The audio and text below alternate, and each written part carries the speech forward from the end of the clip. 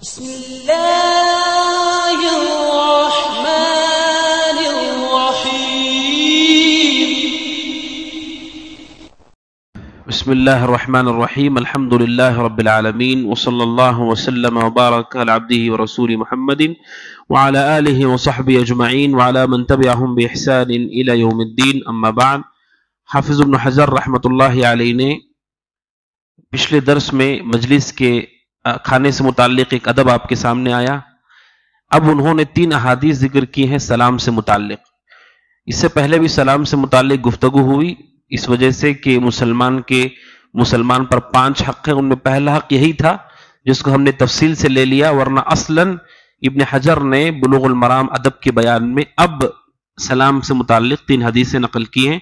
پہلی حدیث جو بڑی اہم ہے، ابو ہریرہ رضی اللہ تعالیٰ عنہ کہتے ہیں نبی اکرم صلی اللہ علیہ وسلم نے فرمایا لِيُسَلِّمِ الصَّغِيرُ عَلَى الْكَبِيرِ وَالْمَارُّ عَلَى الْقَاعِدِ وَالْقَلِيلُ عَلَى الْكَثِيرِ متفق علیہ وفي روایت لمسلم والراکب علی الماشی. اللہ کے نبی نے فرمایا علیہ الصلوۃ والسلام، یہ سلام کا ادب ہے. ابن حجر نے پہلی حدیث سلام سے متعلق نقل کی ہے. حدیث یہ کہتی ہے لِيُسَلِّمِ الصَّغِيرُ عَلَى الْكَبِيرِ، چھوٹے کو چاہیے کہ وہ بڑے کو سلام کرے. یہ پہلا ادب ہے سنت سے متعلق کہ چھوٹے کو چاہیے کہ بڑے کو سلام کرے. چھوٹے سے کیا مراد ہے اور بڑے سے کیا مراد ہے؟ علماء کہتے ہیں اس سے مراد عمر ہے. جو بھی ہم سے بڑا ہے عمر میں وہ بڑا ہے، جو بھی عمر میں چھوٹا ہے ہم سے وہ چھوٹا ہے. اس حدیث میں جو بڑا ہے اس سے مراد صرف عمر ہے. مان لیا جائے کہ کوئی آدمی چھوٹا ہے لیکن وہ صاحب مال ہے اور جو بڑا ہے غریب ہے.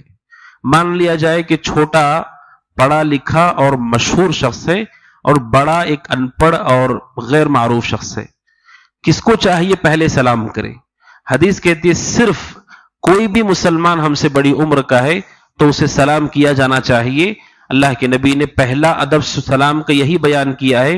جس طرح مسجد میں جب ہم آتے ہیں تو جو پہلے آئے گا وہ صف کا حقدار ہوگا. اس میں یہ نہیں دیکھا جائے گا کہ مالدار کون ہے، مشہور کون ہے، پڑھا لکھا کون ہے، جاہل کون ہے. سلام سے متعلق بھی ادب یہ ہے، سلام کرنے سے پہلے چھوٹے کو یہ نہیں دیکھنا ہے کہ جو بڑا ہے وہ کس درجے کا ہے، کس حیثیت کا ہے.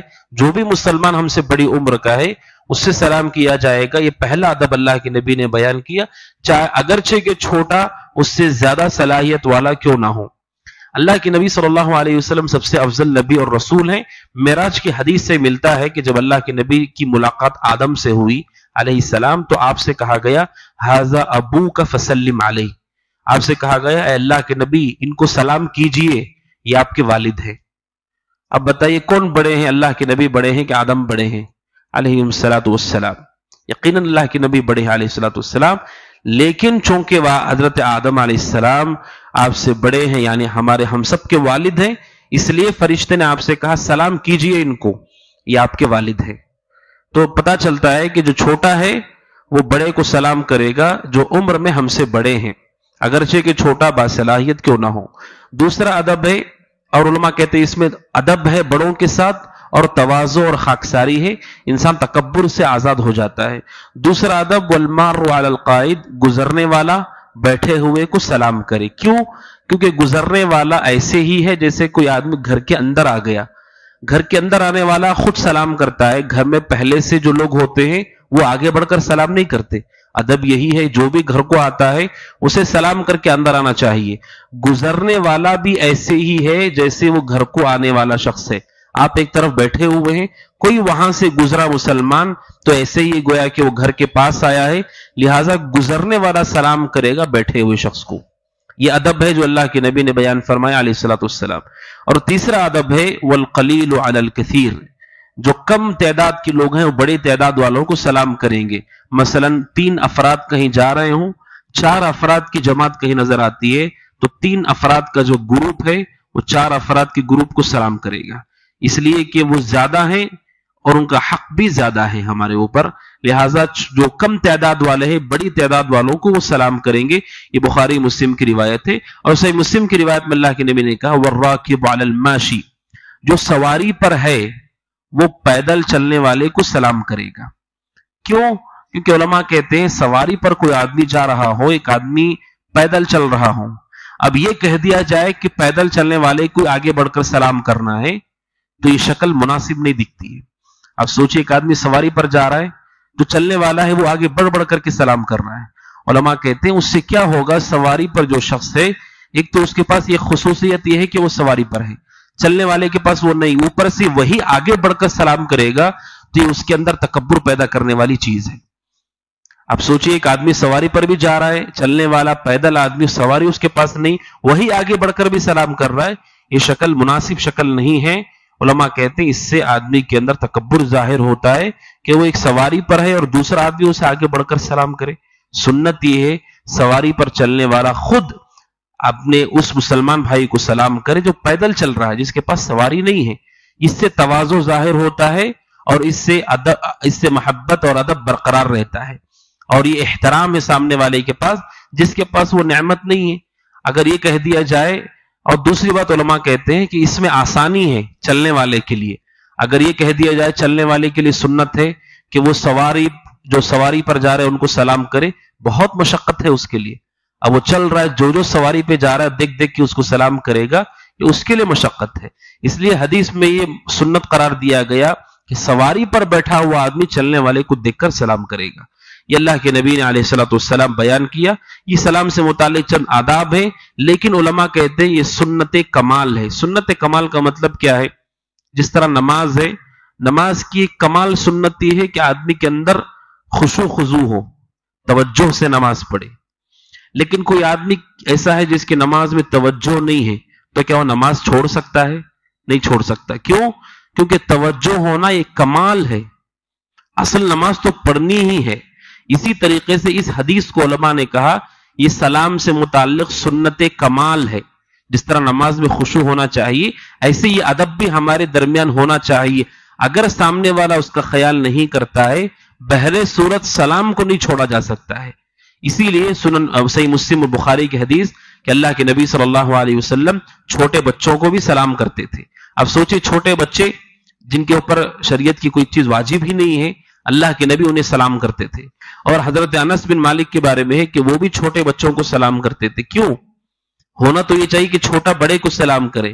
اس وجہ سے کہ علماء کہتے ہیں یہ جتنی سنتیں ہیں یہ کمال ہے. اگر ہو تو بہت اچھی بات ہے، نہیں تو اصل سنت یہ ہے کہ ہم آگے بڑھ کر کے سلام کریں. اسی لیے حضرت ابوبکر صدیق رضی اللہ عنہ کی ایک نصیحت ہے، دوسرے شخص کو انہوں نے نصیحت کی.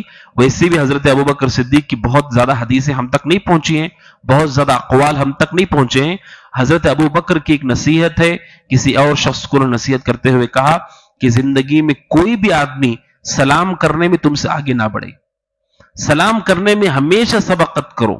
ابوبکر صدیق رضی اللہ عنہ نے نصیحت کی ہے، امت کے لیے بہت بڑی نصیحت ہے. اس لیے کہ آگے بڑھ کر آپ سلام نہیں کریں گے، پریشانی باقی رہے گی، دشمنی باقی رہے گی، اور دراڑ اور گہری ہوتی چلی جائے گی. ایک تو پہلے سے کوئی آپ کو پسند نہیں کرتا، آپ آگے بڑھ کر سلام بھی اس سے نہیں کرتے، تو مصیبتیں اور برقرار رہیں گی اور گہری ہوتی جائیں گی. ابوبکر صدیق نے ان کو نصیحت کرتے ہوئے کہا ایک شخص کو کہ زندگی میں ہمیشہ آگے بڑھ کر سلام کرو. اور اللہ کے نبی نے فرمایا علیہ الصلوۃ والسلام سب سے اچھے لوگ وہ ہوتے ہیں جو آگے بڑھ کر سلام کر لیتے ہیں. علماء نے کہا یہ جو شکل ہے چھوٹا اور بڑا ملے تو تھوڑا سا وقت دینا چاہیے چھوٹے کو کہ وہ آگے بڑھ کر سلام کرے، تاکہ سنت پر اسے عمل کرنے کا موقع ملے.